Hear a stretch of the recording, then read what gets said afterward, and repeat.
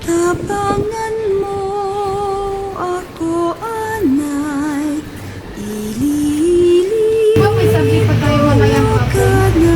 Paano kung gumala na lang tayo? Huwag, masama yan. May test pa naman tayo mamaya.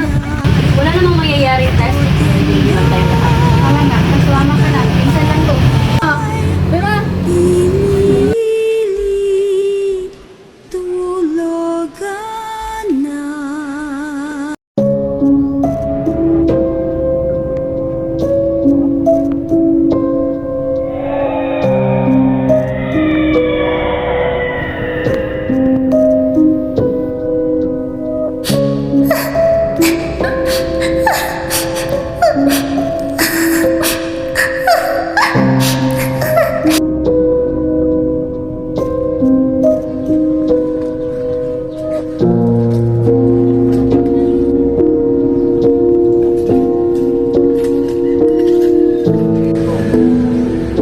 Parang ang taga naman yata ni Emma. Kanina pa tayo hindi nag-alis.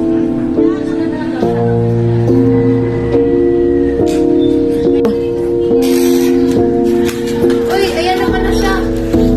Kanina pa kami dito, Emma.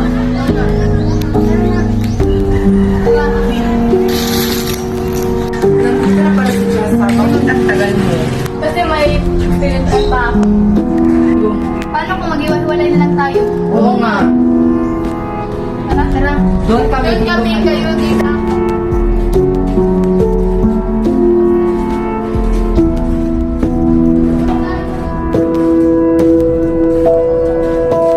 Pumasok kaya tayo dito.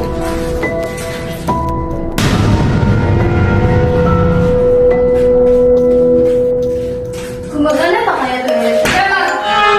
Ano ba matagal ko na gustong sabihin sa'yo to? Kaya lang hindi ako nagkaroon ng pagkakataon. Bakit ikaw na yung lagi nakikita nila? Paano naman kami?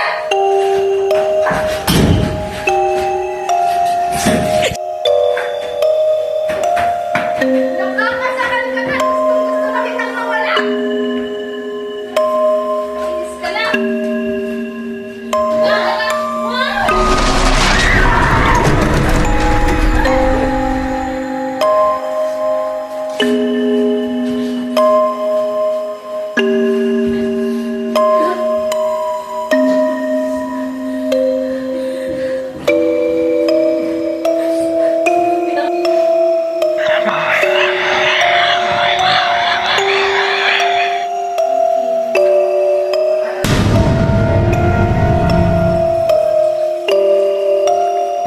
May narinig na ako kanina pa.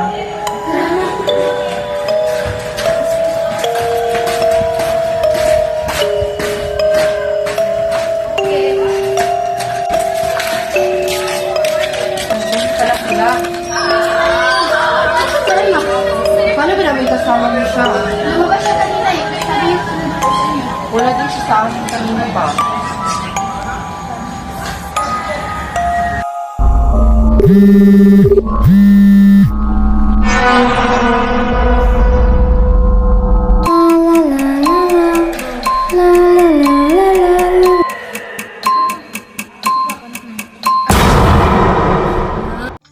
Ano nga ba ang ating matututunan sa pelikulang ito?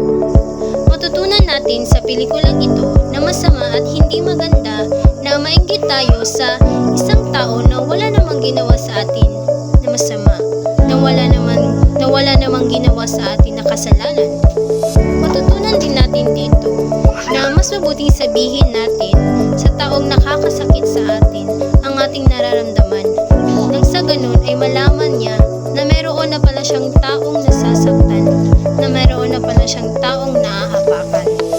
Matutunan din natin dito na huwag tayong masyadong magpapadala sa ating emosyon. Dahil kung masyado tayong magpapadala sa ating emosyon, hindi maganda ang kalalabasan nito. Tulad na lamang sa ating makikita sa pelikula na ang dalawang babae ay masyadong nagpadala sa kanilang emosyon.